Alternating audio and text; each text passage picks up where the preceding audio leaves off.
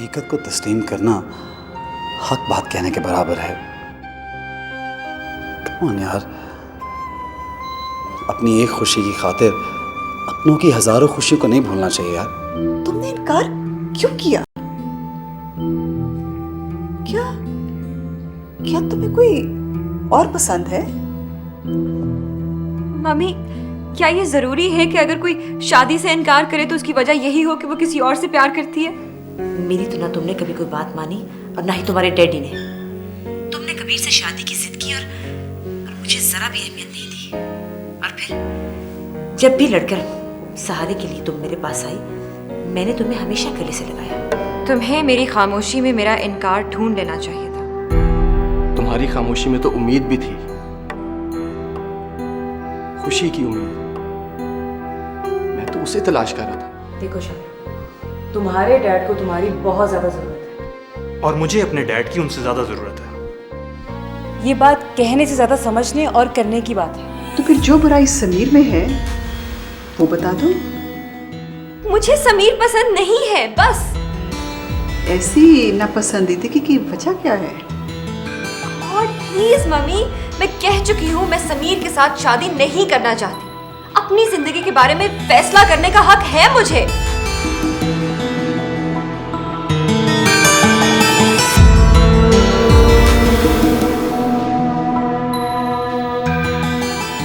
ठीक है, जब तुम अपने बारे में कोई फैसला कर लो तो मुझे बता देना।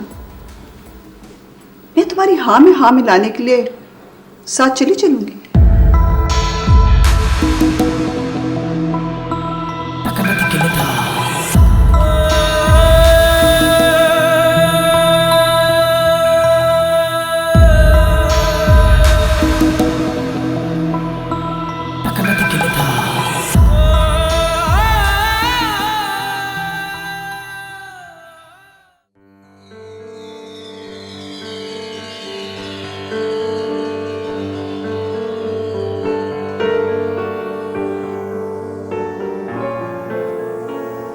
हेलो, अब क्या सोच रहे हो?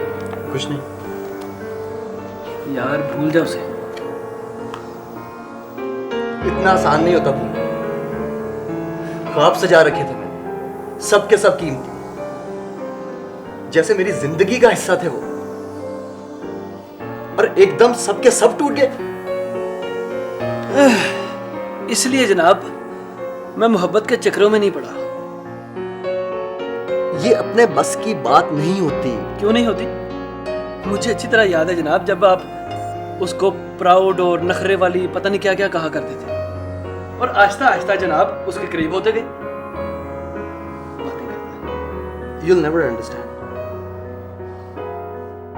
अच्छा, तू तो अंडरस्टैंड कर गया ना। अब अच्छे बच्चों की तरह यूनिवर्सिटी की क्लासेस की तैयारियां करो, क्योंकि एक हफ्ते से क्लासेस जारी हैं और जनाब को मोहब्बत से फुर्सत ही नहीं है। थोड़ा वक्त तो लगेगा। वक्त? ओ भाई, ओ जितना वक्त लेना है ले लो, लेकिन इतना नहीं कि वक्त हाथ से निकल जाए। चल अब चाय तो पी ले।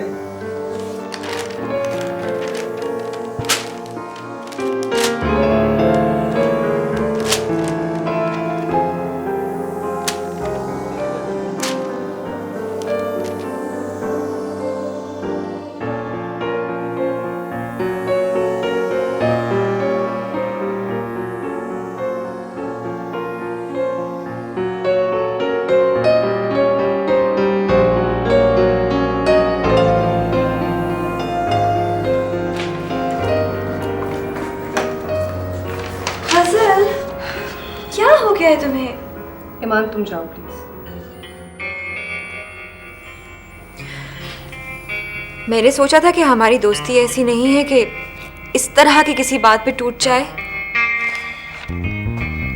दोस्ती में मान होता है, और जब मान ना रहे तो दोस्ती नहीं रहती। ऐसा ही मान मुझे है कि तुम मुझे समझ सकोगी। बस करो ईमान, शायद मैं तुम्हें कभी नहीं समझ सकती। तुमने इस तरह इनकार कर दिया कि जैसे मैं कोई गैर हूं। पर गजल, अपनों से हमेशा अपनी मर्जी की उम्मीद तो नहीं की जा सकती ना। शायद इसलिए मैं तुम्हारे बारे में गलत सोच बैठी थी।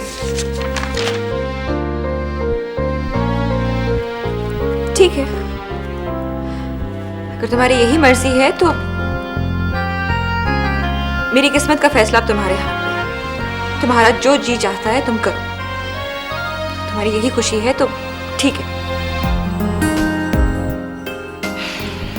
मुझे सिर्फ ये बताओ ईमान कि समीर में आखिर क्या बुराई है?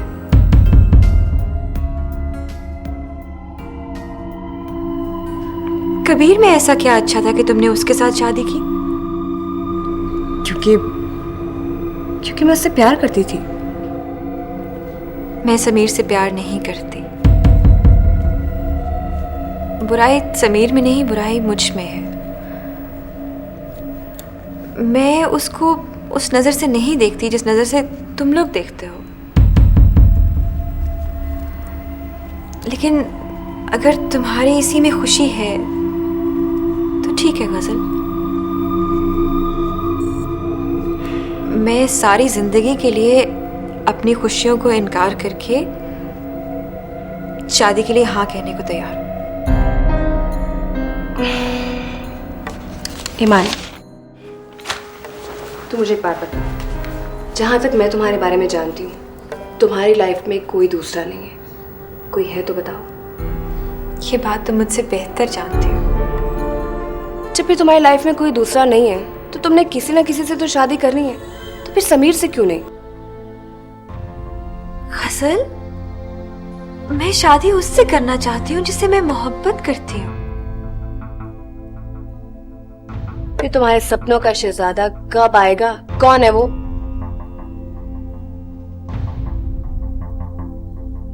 पता नहीं। सच मानो ईमान, अब तो मुझे भी तुम्हारी फिक्र होने लगी तुम्हारी अम्मा की तरह। पता नहीं तुम्हारा क्या बनेगा। अच्छा ये बताओ कि अब तुम मुझसे नाराज तो नहीं हो ना? नहीं ना? नहीं। तुम्हें पता है जब मैं नाराज होती हूँ ना तो मैं किसी से बात नहीं करती, बिल्कुल भी नहीं।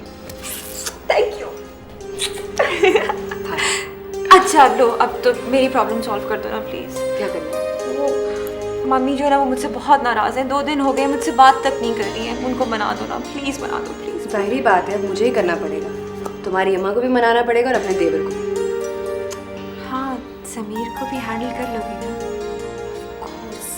मुझे ही करना पड़ेगा। Thank you. थैंक यू की बच्ची। कितना मुश्किल है उसको फेस करना यार।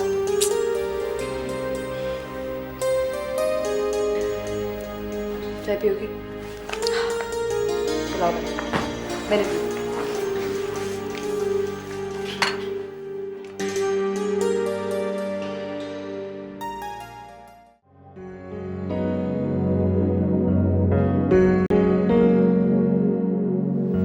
सरकार, मेरी दवा ले आओ।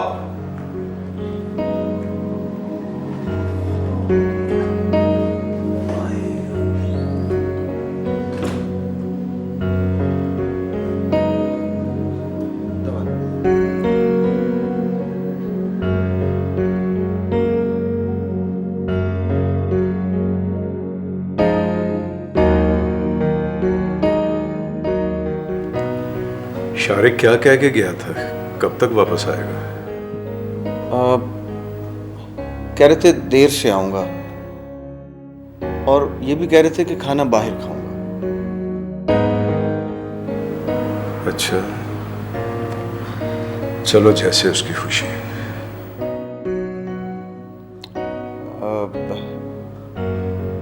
एक बात कहूं आपसे? हाँ बोलो। आप शारिक साहब की शादी कर दें। तुम तो ये बात ऐसे कह रहे हो जैसे इसमें कोई बहुत बड़ा राज है। मैं इसलिए कह रहा था कि एक तो शादी के बाद वो जिम्मेदारियां संभाल लेंगे, दूसरा ये कि आपका फर्ज भी अदा हो जाए। मैं भी यही सोच रहा हूँ कि मरने से पहले ये फर्ज अदा कर लूँ। आप इस तरह की बातें ना किया करें। तुमने भी तो यही सोच के ये बात की है ना? तौबा नाउज़ुबिल्लाह, मेरा मतलब ये नहीं था। इसमें नाउज़ुबिल्लाह वाली क्या बात है? ये तो हकीकत है। साहब जी, आप इस तरह की बातें करते हैं तो मुझे दुख होता है। चलो भाई, आइंदा इस किस्म की बातें नहीं करेंगे और हम शारिक को भी संभाल लेंगे, ठीक है? ठीक है। रात खाने में क्या लेंगे? अगर मैं कुछ ना लूं तो चलेगा? मैं समझा नहीं। शारिक तो खाना बाहर खा लेगा, मुझसे अकेले खाया नहीं जाता, इसलिए मैं किसी न किसी तरह गुजारा कर लूंगा। फिर भी कुछ तो। चलो फिर थोड़ी सी बदपरहेजी कराओ, 1 कप चाय बना दो, आधा चम्मच चीनी डाल के। चलो मैं अभी चाय लेके आता हूँ।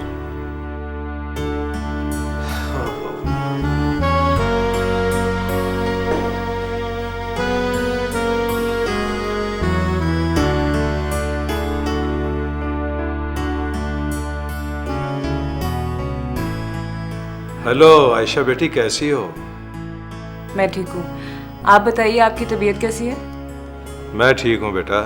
तुम कहाँ हो? घर पे हो? मैं घर पर। क्यों, खैरियत?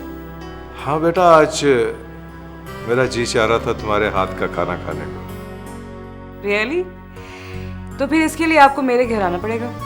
मंजूर है बेटा। ठीक है, मैं आपका वेट करूँगी। Okay, C you. ओके बेटा, अल्लाह हाफिज।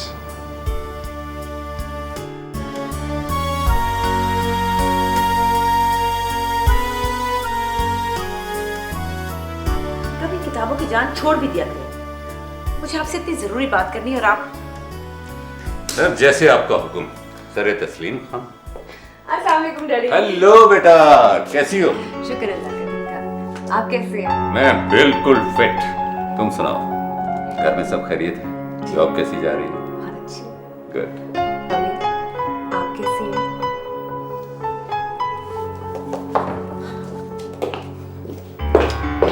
बेटा अभी तक नाराज है तुमसे। जानती हूँ डैडी, इसीलिए तो मनाने आई हूँ। तो जाओ बेटा, जल्दी करो, अभी जाके मना लो। शाबाश शाबाश।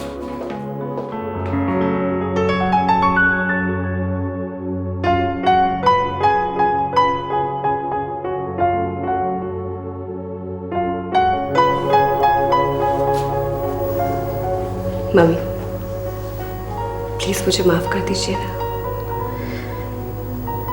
मैं कौन होती हूँ तुम्हें माफ करने वाली? मेरा तुम्हारा रिश्ता ही क्या है? मम्मी प्लीज ऐसा मत कहिए। मैंने जब से होश संभाला है सिर्फ आपको ही माँ के रूप में देखा है। आपसे ही प्यार मिला है, आपसे ही डांट खाई है और आपको ही माँ समझती हूँ। माँ समझती तो इस तरह मेरा मान ना तोड़ती। अभी मेरा ऐसा कोई इरादा नहीं था, लेकिन क्या करूं, अपने दिल के हाथों मजबूर हूं। मम्मी मैं जब भी कबीर से दूर जाती हूँ बेचैन सी हो जाती हूँ, मेरा खुद पे कंट्रोल नहीं रहता। I am really sorry mummy. मेरी जान, तुम ये क्यों नहीं समझती कि हम तुम्हें हमेशा खुश देखना चाहते हैं और मेरी जिंदगी में भी तुम ही सब कुछ हो। तुम्हारा दुख मुझसे देखा नहीं जाता। मैं मां नहीं बन सकी क्योंकि मुझ में कमी थी, लेकिन बेटा तुम में कोई कमी नहीं। मैं तुम्हें इस तरह एहसास महरूमी के साथ नहीं देख सकती। और जाने कबीर से भी मेरा कोई झगड़ा नहीं है। पता नहीं वो अपना इलाज कराने पर क्यों आमादा नहीं होता। एहसास महरूमी तो मुझे भी हर वक्त रहता है मम्मी, लेकिन क्या करूं, किस्मत में ही शायद औलाद की खुशी नहीं है। तुम्हारी यही बात मुझे बहुत गलत लगती है। कबीर की हठधर्मी को तुम अपनी मजबूरी समझ बैठी हो। किस्मत के दरवाजे कबीर ने तुम पे बंद किए हैं, बल्कि मुझे कुछ और शक पड़ रहा है। ऐसा लगता है जैसे उसने कोई और घर बसा रखा है। मम्मी ये क्या कह रही हैं आप? मैं ठीक कह रही हूँ बेटा। ऐसा होता है, लोग एक बीवी से औलाद पैदा करते हैं और एक से खाली प्यार, ताकि जायदाद में विरासत के झगड़े ना पड़ जाएं।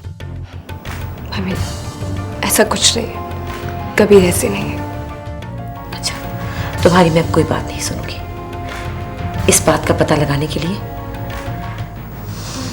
मेरे पास एक हल है। एक पीर बाबा है जो एक नजर में ही बता देंगे कि कबीर के इस रवैये की वजह क्या है। मैं तुम्हें लेके चलूंगी। नहीं नहीं मम्मी, मम्मी आप रहने दीजिए।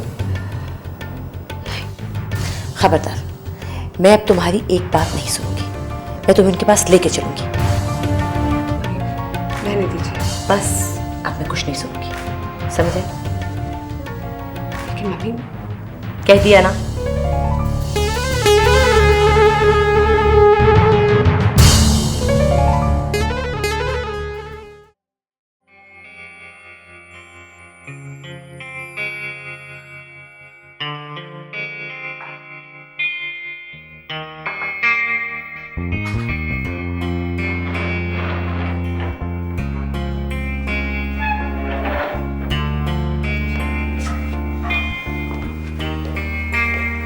भाई खाना बहुत टेस्टी था। आप कहें तो आपके लिए रोज बना दिया करूंगी। अरे मेरी ऐसी किस्मत कहाँ बेटी, इंसान सोचता कुछ है और हो कुछ और ही जाता है। एक बात कहो बेटा, जी। तुम शारिक को भूल जाओ बेटी और अपनी नई दुनिया बसा लो।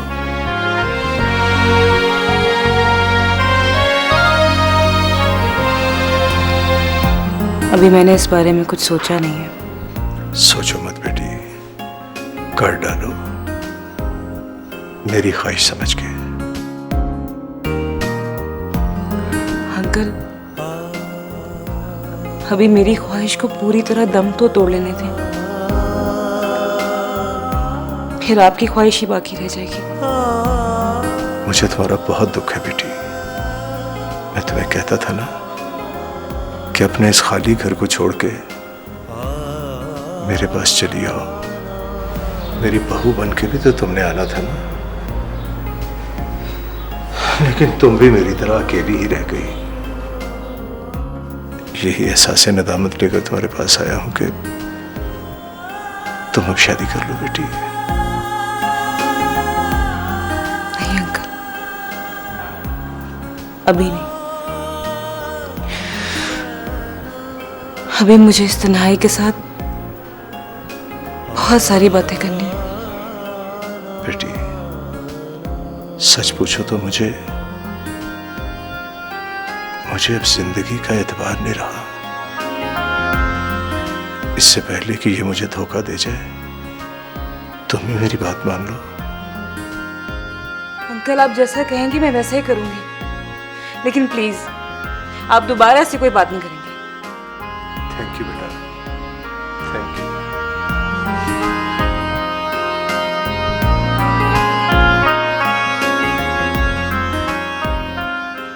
समीर, कहाँ थे इतनी देर तक? भाई वो जिब्रान के साथ था। खाना खाया तुमने? जी। व्हाट्स रॉन्ग विद यू यार? इतने दिनों से तुम रात का खाना घर पे नहीं खा रहे। अपना कुछ ख्याल रखो प्लीज। आई एम सॉरी भाई।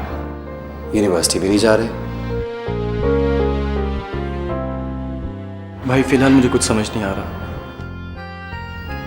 It's okay यार, I'm worried about you। तुम भाई हो मेरे छोटे। उन ख्वाहिशों के पीछे अपनी जिंदगी बर्बाद मत करो जो तुम्हारे बस में ही नहीं है। मैं कोशिश कर रहा हूँ, शायद थोड़ा वक्त लगेगा संभलने में। प्लीज यार अपना ख्याल रखो और अपने कमरे की हालत भी ठीक करो। It's in terrible state.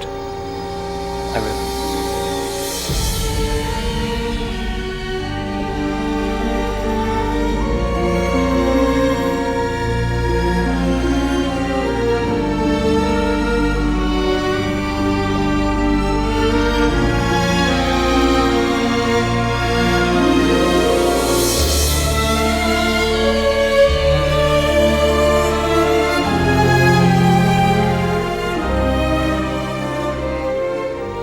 किस्मत के दरवाजे कबीर ने तुम पे बंद किए हैं, बल्कि मुझे कुछ और शक पड़ रहा है।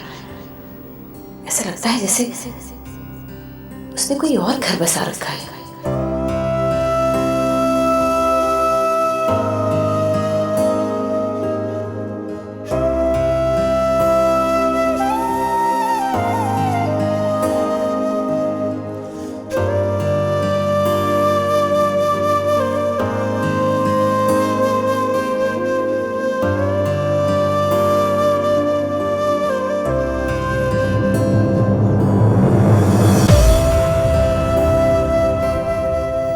ठीक कह रही है बेटा, ऐसा होता है। लोग एक बीवी से औलाद पैदा करते हैं और एक से खाली प्यार, ताकि जायदाद में विरासत के झगड़े ना पड़ जाए।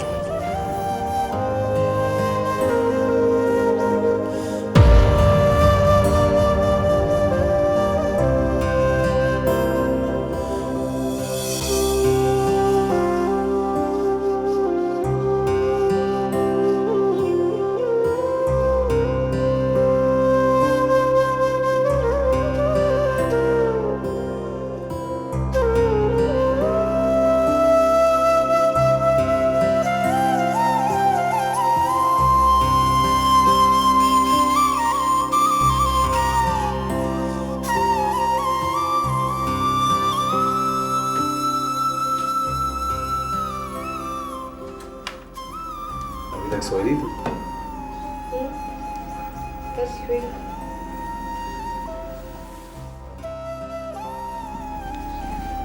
आपने डैडी के घर गई थी? जी।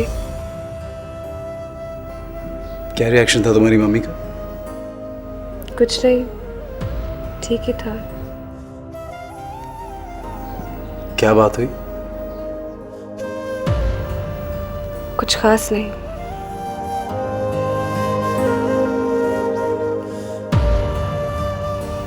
Good night.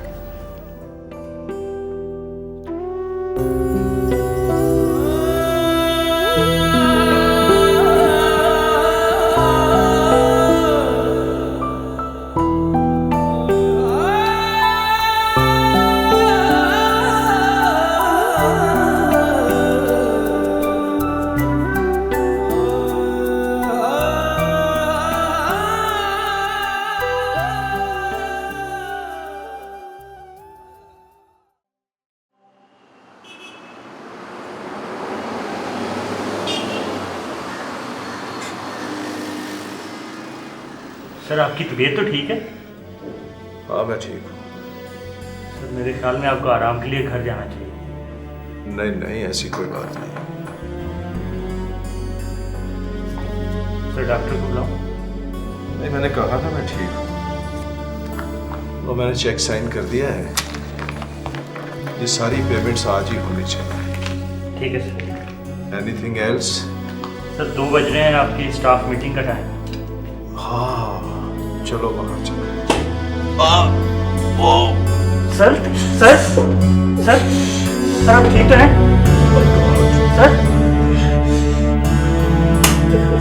तुम जल्दी से गाड़ी निकलवाओ। जी सर।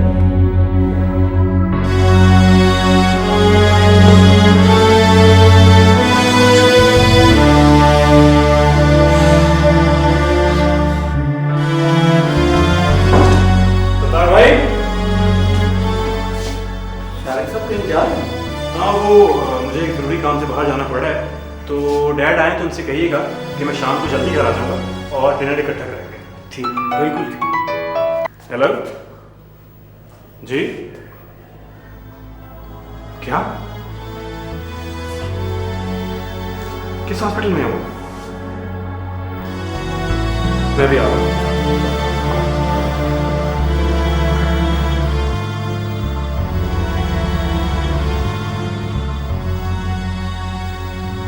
खुदा खैर करे।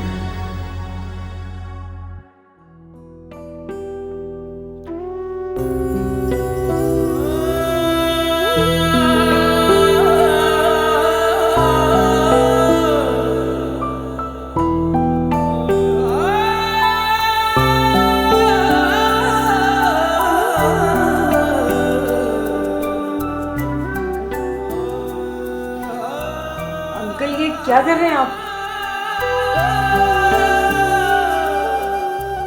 शायद किसी की जान मुझे माफ कर देना बेटा। किसी पे जान ये देती है, फूलों पे। डैड, आपने मुझे पहले क्यों नहीं बताया? क्यों छुपाया मुझसे? कभी ये सोती है मोहब्बत यूं भी होती है, मोहब्बत यूं भी होती है, मोहब्बत यूं भी होती है।